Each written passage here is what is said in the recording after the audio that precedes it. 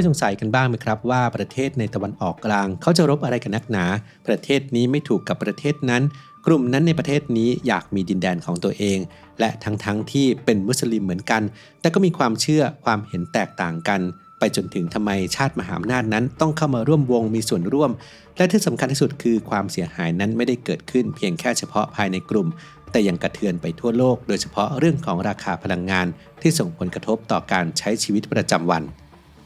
คลิปนี้อับดุล ไททูบขออาสารวบรวมข้อมูลเพื่อช่วยให้เข้าใจสถานการณ์ในตะวันออกกลางไม่ว่าใครจะรบกับใครสิ่งเดียวที่เราแน่ใจได้ก็คือมันจะไม่จบลงง่ายๆอาจจะเป็นแค่พักรบชั่วคราวการเกิดสันติภาพสงบสุขถาวรอาจจะเป็นเพียงเรื่องเพ้อฝันเพราะความขัดแย้งทางภูมิรัฐศาสตร์ที่ฝังรากลึกจนกลายเป็นมหากาพย์ที่ยากเกินกว่าจะสะสาง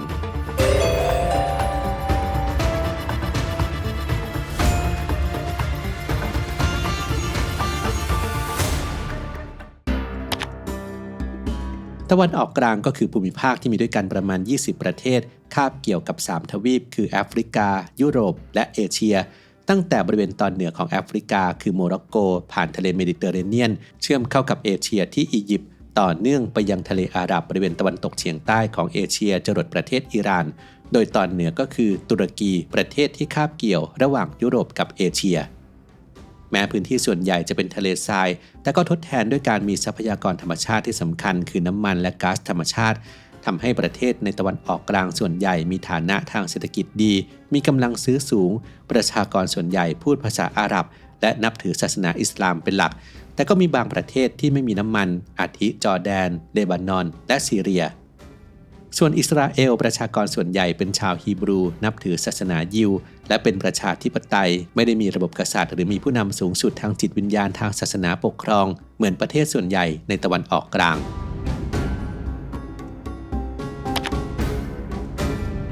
คนส่วนใหญ่มักเรียกซุนนีกับชีอะห์ว่าเป็น2นิกายใหญ่ของศาสนาอิสลามเหมือนกับโรมันคาทอลิกและโปรเตสแตนต์ของศาสนาคริสต์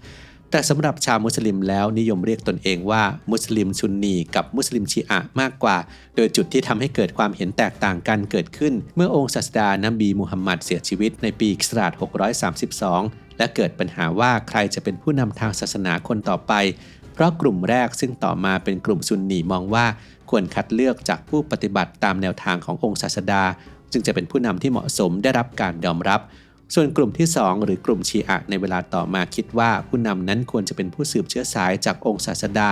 จึงสนับสนุนอาลีซึ่งเป็นลูกพี่ลูกน้องและลูกเขยของศาสดามูฮัมหมัด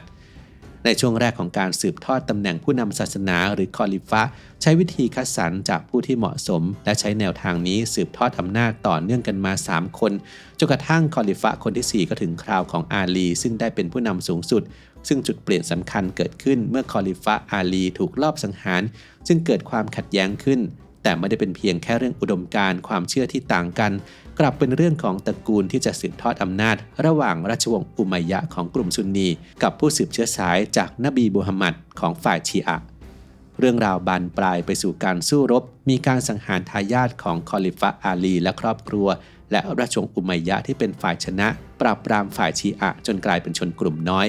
ปัจจุบันชาวมุสลิมซุนนีเป็นกลุ่มอิสลามที่มีจำนวนมากกว่ากระจายตัวอยู่ทั่วโลกส่วนกลุ่มชีอะห์ยังคงเชื่อในเรื่องของการสืบเชื้อสายของนบีมูฮัมหมัดและศรัทธาใน12อิหม่ามที่เปรียบเสมือนผู้รับช่วงต่อทางจิตวิญญาณขององค์ศาสดาอย่างไรก็ตามทั้งสองฝ่ายยังคงนับถือพระอัลเลาะห์พระเจ้าองค์เดียวกันเชื่อในคัมภีร์อัลกุรอานศรัทธาในแนวทางหลักปฏิบัติ5ประการของนบีมูฮัมหมัดในขณะที่ความแตกต่างระหว่างทั้ง2กลุ่มนั้นถูกมองว่าเป็นเรื่องทางภูมิรัฐศาสตร์ความโกรธแค้นทางประวัติศาสตร์และความคิดที่มีความเชื่อทางศาสนาเป็นส่วนประกอบที่ต่างฝ่ายก็ถือว่าตนเองถูกต้องจากความเห็นที่ไม่ตรงกันทางศาสนาทำให้ประเทศในตะวันออกกลางอาจแบ่งออกได้เป็น3กลุ่มหลักๆโดยมีซาอุดิอาระเบียอิหร่านและอิสราเอลเป็นแกนนำหลักในแต่ละกลุ่ม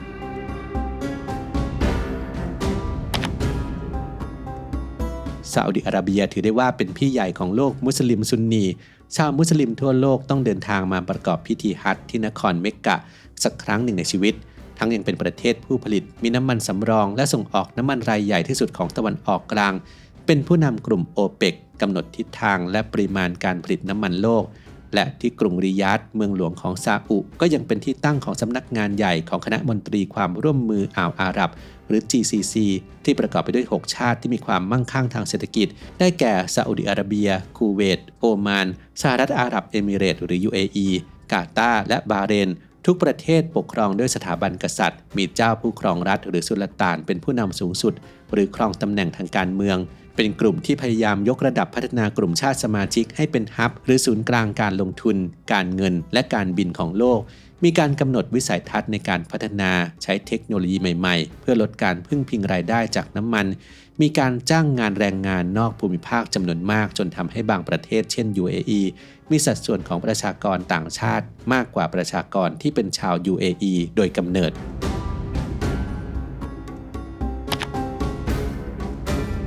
อิหร่านมักย้ำเสมอว่าตนเองไม่ได้เป็นชาวอาหรับแต่สืบเชื้อสายจากชาวเปอร์เซียชนชาติที่ยิ่งใหญ่ในอดีตที่เป็นต้นกำเนิดอารยธรรมเก่าแก่ในภูมิภาคนี้เสริมด้วยการเป็นผู้นำของมุสลิมชีอะห์ที่มีสัดส่วนเพียงแค่ 15% ทั่วโลกแต่ส่วนใหญ่อยู่ในอิหร่านจึงคล้ายกับเป็นแกนนำของมุสลิมกลุ่มนี้โดยมีพันธมิตรหลักเป็นอิรักเลบานอนและซีเรียอิหร่านเป็นรัฐอิสลามเคร่งศาสนาที่ผู้นำทางศาสนาและผู้นำประเทศเป็นคนเดียวกันมาตั้งแต่ปี 1979 จนถึงปี 2026 ที่อิสราเอลโจมตีอิหร่านเพิ่งจะมีผู้นำเพียงแค่ 2 คนคืออายาตอลเลาะห์โคไมนีและอายาตอลเลาะห์อาลีคามาเนอีอิหร่านยังมีกองกำลังพิทักษ์การปฏิวัติอิสลามหรือ IRGC เป็นหน่วยงานทหารที่ขึ้นตรงต่อผู้นำสูงสุดทรงอิทธิพลกว่ากองทัพของประเทศมีหน้าที่ปกป้องรัฐอิสลามและผู้นำตลอดจนสนับสนุนกองกำลังติดอาวุธที่เป็นชนกลุ่มน้อยในตะวันออกกลางในประเทศต่างๆที่เป็นเครือข่ายแนวร่วมแห่งการต่อต้านหรือ Axis of Resistance ให้ความช่วยเหลือด้านเทคโนโลยีและอาวุธแก่กลุ่มเฮซบอลลาห์ในเลบานอน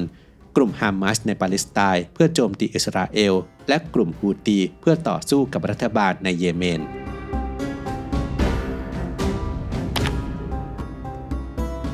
อิสราเอลประเทศที่มีศักยภาพทางทหารที่แข็งแกร่งและทันสมัยที่สุดประเทศหนึ่งในโลกมีความเชี่ยวชาญด้านการรบมีระบบป้องกันภัยทางอากาศซึ่งยากที่ชาติใดจะเทียบได้ด้วยภูมิหลังทางประวัติศาสตร์ของการเป็นชาวยิวที่ขัดแย้งกับปาเลสไตน์และแย่งชิงดินแดนกันมานานหลายสิบปีอีกทั้งเขตเมืองเก่าของกรุงเยรูซาเล็มตะวันออกยังเป็นที่ตั้งของสถานที่ศักดิ์สิทธิ์ศูนย์รวมจิตใจของทั้งศาสนายิวคริสต์และอิสลามที่ผู้คนต่างความคิดความเชื่อพยายามเข้ายึดครอง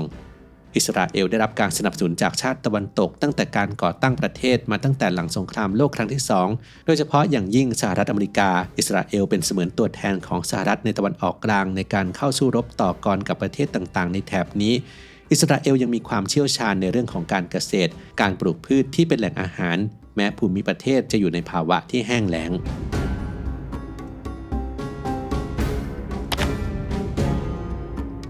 หากอิสราเอลเป็นมิตรแท้ของสหรัฐในตะวันออกกลาง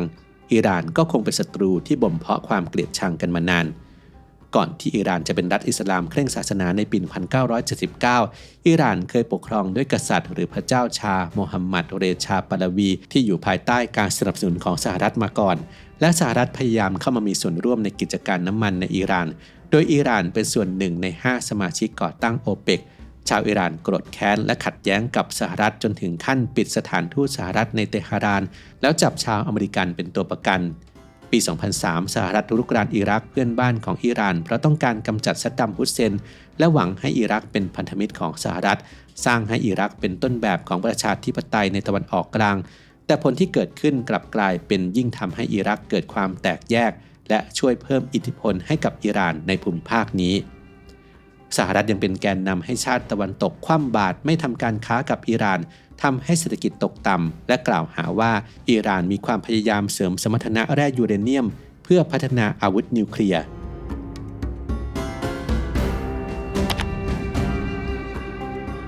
นอกจากเหตุผลเรื่องการพยายามยับยั้งไม่ให้อิหร่านพัฒนาอาวุธนิวเคลียร์แล้วอิสราเอลยังหวั่นเกรงอำนาจของอิหร่านที่สนับสนุนกลุ่มกองกำลังติดอาวุธรอบอิสราเอลซึ่งอิสราเอลมองว่าอิหร่านไม่ได้ออกหน้ารบเองโดยตรงแต่สนับสนุนให้ตัวแทนไปรบกับชาติอื่นๆโดยเฉพาะอย่างยิ่งกลุ่มฮามาสที่ถล่มฉนวนกาซาในปี 2023 อีกทั้งอิหร่านยังสามารถพัฒนาอาวุธที่มีประสิทธิภาพได้อย่างต่อเนื่องทั้งโดรนติดอาวุธและขีปนาวุธพิสัยไกลเป็นอันตรายกับอิสราเอลและมีความเป็นไปได้ที่จะมีอาวุธนิวเคลียร์ไว้ในครอบครอง โดยอิหร่านปฏิเสธที่จะเปิดโต๊ะเจรจาสันติภาพกองกำลังป้องกันอิสราเอลหรือ IDF ระบุว่าจำเป็นต้องเปิดฉากโจมตีอิหร่านก่อนเพื่อความปลอดภัยของตนเองเพราะอิหร่านเป็นภัยคุกคามต่อความอยู่รอดของอิสราเอลในช่วงหลายสิบปีที่ผ่านมาโดยร่วมมือกับสหรัฐด้วยการใช้ AI ในการวางแผนสังหารกลุ่มผู้นำและทำลายโครงสร้างพื้นฐานของกองกำลัง IRGC ของอิหร่านในปลายเดือนกุมภาพันธ์ปี 2026 โดยที่อิหร่านไม่ทันตั้งตัวแถมด้วยการโจมตีเลบานอนและพันธมิตรอื่นๆของอิหร่านในขณะที่อิหร่านยิงตอบโต้ไปยังฐานทัพของสหรัฐในประเทศเพื่อนบ้านไม่ว่าจะเป็นซาอุดิอาระเบียกาตาร์หรือ UAE ต่างได้รับลูกหลงไปตามๆกันตามมาด้วยการสั่งปิดช่องแคบฮอร์มุซเพื่อเรียกร้องความสนใจจากนานาชาติและส่งผลกระทบไปถึงราคาพลังงานทั่วโลก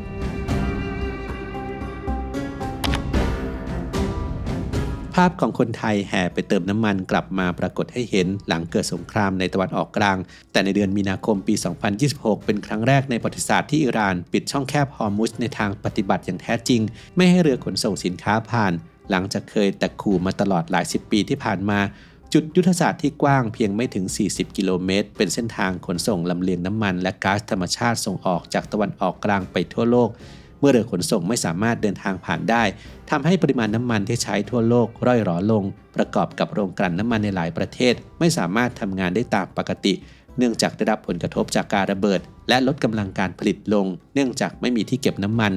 นั่นยิ่งทำให้เหตุการณ์นั้นเลวร้ายลงสำหรับประเทศไทยมีกองทุนน้ำมันเชื้อเพลิงสังกัดกระทรวงพลังงานทำหน้าที่บริหารจัดการสภาพคล่องและช่วยรักษาระดับราคาขายปลีกพลังงานไม่ให้กระทบผู้บริโภคในยามที่สถานการณ์พลังงานผันผวนโดยจะใช้เงินจากกองทุนมาอุดหนุนกองทุนเคยติดลบสูงสุดเป็นประวัติการณ์ที่กว่า 1.32 แสนล้านบาทในเดือนกันยายนปี 2022 จากการตรึงราคาดีเซลและ LPG หรือก๊าซหุงต้มเพื่อไม่ให้ราคาสินค้าเพิ่มสูงขึ้นโดยเฉพาะอาหารสำเร็จรูปซึ่งส่งผลต่อหนี้สาธารณะและเสถียรภาพการคลังในระยะยาวแต่หากราคาพลังงานโลกลดลงอยู่ในภาวะปกติก็จะเก็บเงินสะสมเข้ากองทุนเอาไว้นั่นหมายความว่าทุกครั้งที่สถานการณ์โลกไม่แน่นอนเช่นสงครามในตะวันออกกลางยืดเยื้อเราจะพบว่าข้าวของต่างๆแพงขึ้นเพราะราคาน้ำมันและค่าขนส่งสินค้าซึ่งเป็นต้นทุนที่สำคัญสูงขึ้น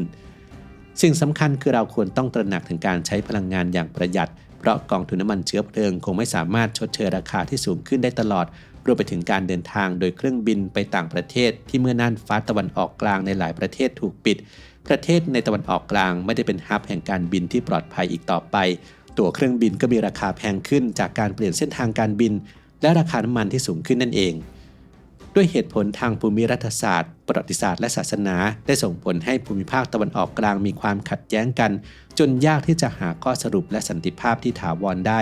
เราคนไทยคงทำได้เพียงเฝ้าดูอยู่ไกลๆและคอยระมัดระวังไม่ให้ผลกระทบก่อให้เกิดความเสียหายในบ้านเราหากชาวอับดุลไฮทูบมีวิธีประหยัดพลังงานหรือมีข้อเสนออย่างสร้างสรรค์อื่นใดเพิ่มเติมแบ่งปันกันได้ในความคิดเห็นได้เลยครับ